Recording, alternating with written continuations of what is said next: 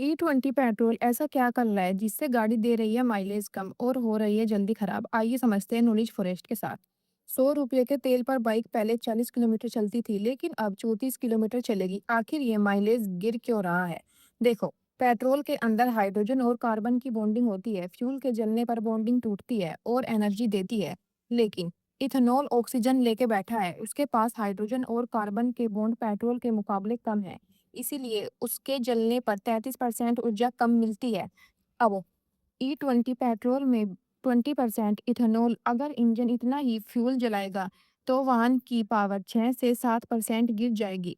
और सड़क खराब होने के कारण वाहन E20 फ्यूल ज़्यादा खर्च करता है, जिसके कारण गाड़ी जितनी किलोमीटर पहले चल रही थी अब उतना नहीं चलेगी।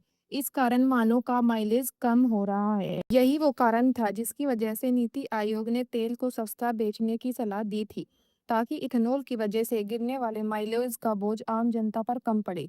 लेकिन ना ही सरकार ने दाम कम करे और ना ही E20 पेट्रोल को हटाया।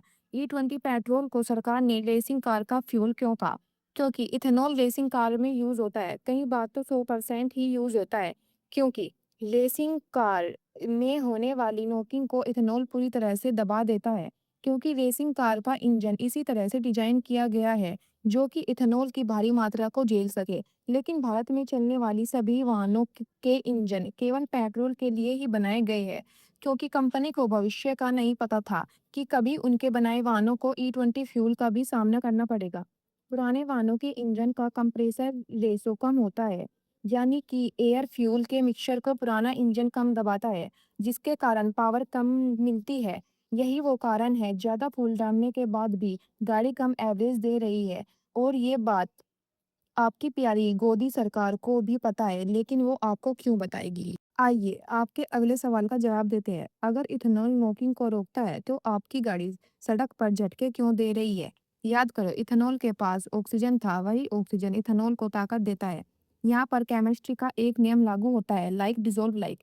पेट्रोल का नेचर नॉन पोलर है, जिससे वो सिर्फ नॉन पोलर चीजों को ही घोलता है, जैसे ग्रीस और तार।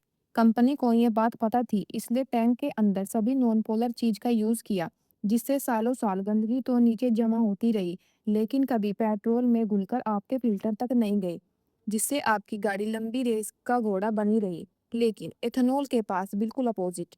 इथेनॉल पोलर सॉल्वेंट होता है, जिसके कारण आपके टैंक की गंदगी को घोलकर आपके फिल्टर तक ले जाता है, जिसकी वजह से इंजन को फ्यूल कम मिलता है और आपकी गाड़ी चलते हुए झटके लेती है।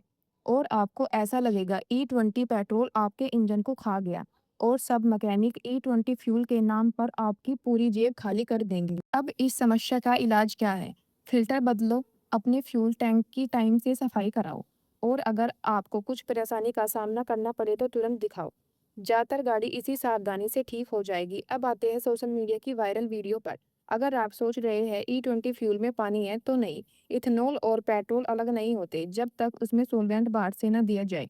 अगर आप इस चीज़ से बचना चाहते हैं तो अपने फ्यूल टैंक में बीजी डिफेंडर को डाल दें, जिससे आपका फ्यूल के इथेनॉल और पेट्रोल आपस में चिपके रहेंगे, और थोड़ा बहुत पानी अगर टैंक में होगा भी तो वेपर बन के आपके सिलेंसर से निकल जाए।